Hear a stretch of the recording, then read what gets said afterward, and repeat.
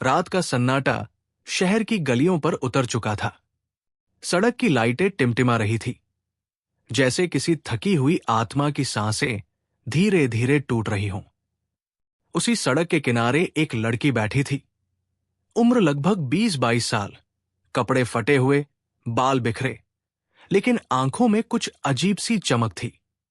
वो भिखारी थी, पर साधारण नहीं। उसका नाम समीरा था, और उसकी कहानी शहर के उन तमाम लोगों की तरह थी जो गरीबी में जन्म लेते हैं और अन्याय में जीना सीख जाते हैं। उस रात समीरा ने फैसला किया कि अब वो चुप नहीं रहेगी।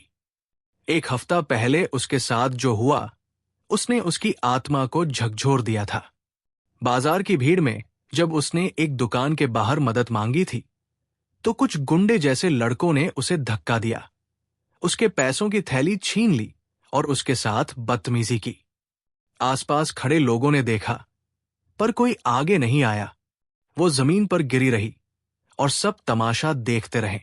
उस दिन से उसके भीतर कुछ टूट गया था, लेकिन उसी टूटन ने उसे हिम्मत भी दी थी कि वो अब आवाज उठाएगी। सुबह होने से पहले ही वो एक पुरानी चप्पल पहनकर निकल पड़ी। उसके पांवों में छाले थे, पर दिल में आग थी। थाने तक का रास्ता लंबा था, मगर हर कदम पर उसे अपनी मां की बातें याद आ रही थी। बेटी, सच्चाई के रास्ते पर चलना मुश्किल है, लेकिन यही रास्ता सही है। वो खुद से बुदबुदाती रही और आखिरकार पुलिस स्टेशन के सामने खड़ी हो गई। थाने की इमारत ऊंची थी। दीवारों पर सरकारी बोर्ड और दरवाजे के पास एक सिपाही ऊँघ रहा था। समीरा ने हिम्मत जुटाई और अंदर चली गई। कमरे में एक बड़ा अफसर बैठा था, मोटा सा आदमी, मेज पर चाय का कप और आधी जली सिगरेट रखी थी। समीरा ने कांपती आवाज में कहा, सर, मुझे रिपोर्ट दर्ज करवानी है। अफसर ने ऊपर से नीचे तक उसे देखा, फिर मुस्कुराया। रिपोर्ट? तुम्हें किस बात की रिपोर्ट चाहिए? समीरा ने सारी बात बता दी। कैसे बाजार में उसके साथ बदतमीजी हुई, कैसे उसका पैसा छीना गया। अफसर ने सुना, फिर कंधे उचकाकर बोला, गवाह है तुम्हारे पास? कोई वीडियो, कोई सबूत? समीरा ने सिर हिलाया, नहीं सर, मैं अकेली थी। अफसर ने ठंडी सांस ली और बोला, तो फिर हम क्या कर सकते हैं? देखो, यहां रोज 100 मामले आते हैं। हर किसी की कहानी एक जैसी होती है। तुम चाहो तो थोड़ा सहयोग कर दो, हम तुम्हारा केस दर्ज कर देंगे।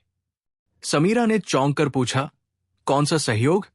अफसर ने मुस्कुराकर कहा, मतलब समझदार को इशारा काफी है। कुछ रुपए दे दो, वरना फाइल कचरे में चली जाएगी। समीरा को ऐसा लगा जैसे किसी ने उसके भीतर की दुनिया हिला दी हो। वो गुस्से से भर गई, पर साथ ही आंखों से आंसू गिरने लगे। उसने कहा, सर, मैं तो खुद भिखारी हूं। मेरे पास खाने को नहीं है, पैसे कहां से लाऊं? अफसर ने ठहाका लगाया, तो फिर जाओ बेटी, ये जगह अमीरों के लिए है, गरीबों के लिए नहीं। वो वहां से उठी, लेकिन उसके कदम रुक गए। वो मुड़ी और बोली, अगर कानून सिर्फ पैसों वालों के लिए है, तो गरीब क्यों जिए? ये कहकर वो बाहर निकल गई। रात भर वो सोचती रही। उसे नींद नहीं आई। मन में गुस्सा, दर्द और अपमान की आग थी। अगली सुबह उसने तय किया कि वो हार नहीं मानेगी। उसने पास की एक झुग्गी बस्ती की नेता रुकैया आपा से मदद मांगी। रुकैया आपा समाज सेवा करती थी और मीडिया से जुड़ी थी। समीरा की बात सुनकर उनका चेहरा गंभीर हो गया।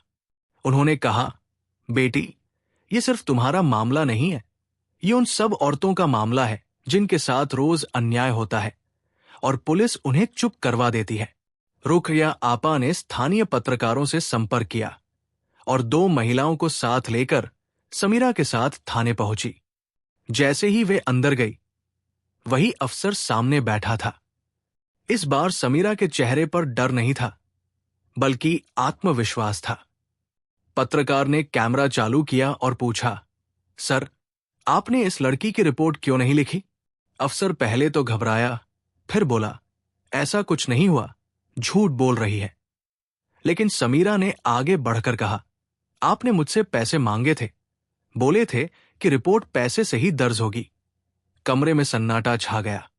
कैमरे की लाइट उसके चेहरे पर चमक रही थी और अफसर का चेहरा उतर गया। अगले ही दिन ये खबर स्थानीय अखबारों में छप गई।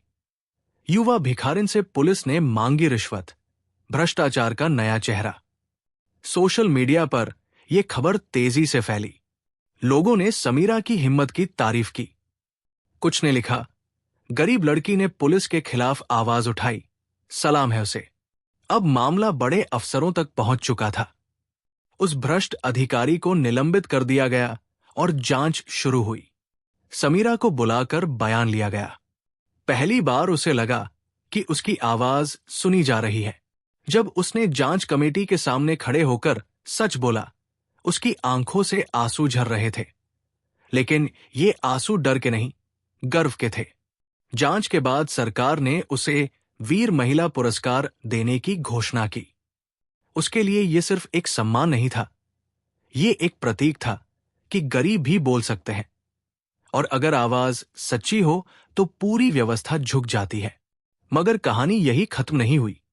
समीरा ने इस घटना के बाद अपने जीवन का मकसद बदल लिया। उसने ठान लिया कि अब वो दूसरों के लिए लड़ेगी। वो झुग्गी बस्तियों में जाकर औरतों को समझाने लगी कि अगर उनके साथ अन्याय हो तो वे चुप न रहें। उसने महिलाओं के लिए एक छोटा संगठन बनाया, सच्चाई की आवाज।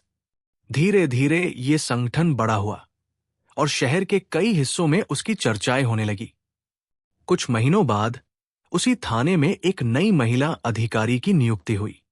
समीरा को बुलाया गया और कहा गया कि अब यहां ईमानदारी से काम होगा। उसने मुस्कुराते हुए कहा, काश हर थाने में इंसानियत लौट आए। एक दिन जब वो उसी पुराने बाजार से गुजरी जहां उससे बदतमीजी हुई थी, तो एक छोटा बच्चा उसके पास आया और बोला, दीदी, आप वही हो ना जिन्होंने पुलिस को सबक सिखाया था। समीरा ने मुस्कुराकर कहा, नहीं, मैंने किसी को सबक नहीं सिखाया, मैंने सिर्फ सच्चाई बोली थी। रात को जब वो अपनी झोपड़ी में लौटी, उसने आसमान की तरफ देखा। चांद पूरा था, रोशनी नरम थी। उसने अपने दिल से कहा, मां, मैं हार नहीं गई। मैं अब वो समीरा नहीं जो भीख मांगती थी। मैं वो समीरा हूं जिसने अपने हक के लिए लड़ा। उसकी कहानी अब शहर में एक मिसाल बन चुकी थी। अखबारों ने लिखा, गरीब लड़की ने भ्रष्टाचार के खिलाफ लड़ाई जीती। बच्चे स्कूल में उसके बारे में बात करते, महिलाएं उसे अपना आदर्श मानती, और पुलिस वालों के लिए वो एक याद दिलाने वाली मिसाल बन गई कि अब हर गरीब चुप नहीं रहेगा। समय बीतता गया, लेकिन समीरा की कहानी जिंदा रही। वो अब भी उसी बस्ती में रहती थी, पर अब लोग उसे दीदी कहते थे। कभी कभी वो हंसते हुए कहती, पहले मैं दरवाजे पर खड़ी होकर मदद मांगती थी, अब लोग मेरे पास आकर न्याय मांगते हैं। उसकी आंखों में अब भी वही चमक थी, पर अब वो डर की नहीं, शक्ति की थी। कहानी का संदेश यही था, सच्चाई और हिम्मत किसी भी इंसान को महान बना सकती है, चाहे वो गरीब हो या भिखारी। समीरा ने साबित किया कि एक युवा महिला, जिसके पास ना पैसा था ना ताकत, सिर्फ सच्चाई थी, वो भी एक पूरे सिस्टम को हिला सकती है। उसकी आवाज गूंज बनकर हर उस इंसान तक पहुंची जो अन्याय के सामने झुक जाता था। और अब जब भी कोई लड़की थाने की ओर कदम बढ़ाती है, तो शहर के लोग कहते हैं, देखना, अगर सच्चाई साथ हो तो हर समीरा जीत जाती है।